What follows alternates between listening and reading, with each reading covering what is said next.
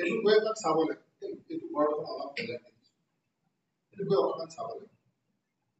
এইবিলাক এদিন লাহেকৈ খুলি চাবই লাগিব এতিয়া আমাৰ বিভিন্ন জেগাত আমাৰ টেপবিলাক পানী নোলাই বহুত কমপ্লেইন আহিছে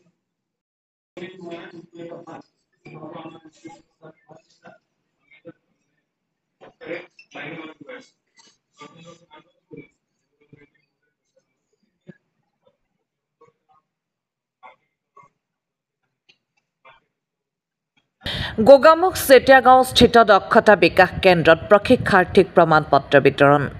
ধেমাজি জিলাৰ গোগামুখ চেতিয়াগাঁও স্থিত দক্ষতা বিকাশ কেন্দ্ৰত প্ৰশিক্ষাৰ্থীসকলক আনুষ্ঠানিকভাৱে মঙলবাৰে প্ৰমাণপত্ৰ আৰু চাকৰি নিযুক্তি পত্ৰ বিতৰণ কৰা হয় কেন্দ্ৰটোত অসম চৰকাৰ শ্ৰম কল্যাণ বিভাগৰ লগতে ঔদ্যোগিক প্ৰতিষ্ঠান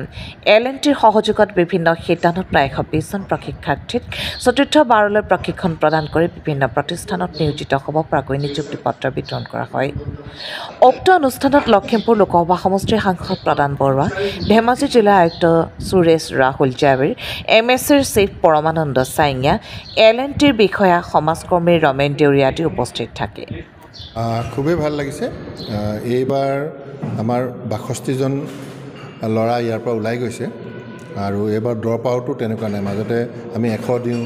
গৈ 50 জনে থাকেগে কিন্তু এইবাৰ 62 জনে থাকিলে আৰু 62 জনে তেওঁলোকে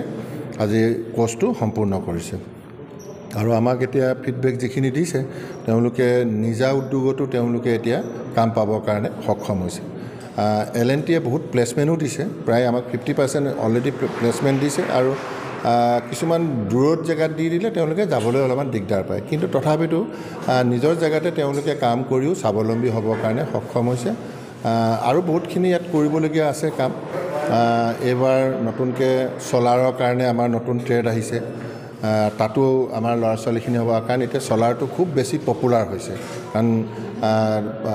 মানে এবাৰে খৰচটো হয় তাৰপিছত আৰু মানুহৰ খৰচ নহয় গতিকে সোলাৰৰ যিসকলে ইয়াত শিকিব তেওঁলোকৰ বহুত কাম স্থানীয়ভাৱে তেওঁলোকে পাবৰ কাৰণে সক্ষম হ'ব গতিকে ভাল লাগিছে আৰু ইয়াত আমি প্ৰায় 200 ল'ৰা ট্ৰেইনিং দিব পাৰোঁ গতিকে এইখিনিও যাতে আমি 200 প্ৰতি মাহে উলিয়াব মানে 3 মাহৰ মূৰত ওলাব পাৰোঁ তো সেইটো আমি লক্ষ্য ৰাখিছোঁ আমাৰ জিলা শ্ৰম বিষয়া আমাৰ ITI জিলা প্ৰশাসন আমি সকলোৱে কম্বাইনত আমাৰ স্থানীয় মন্ত্ৰী আমি সকলোৱে লাগি আছোঁ আৰু যিমান ল'ৰা আহে আমি সকলোকে সিট দিবলৈ আমি সক্ষম হৈছোঁ কিন্তু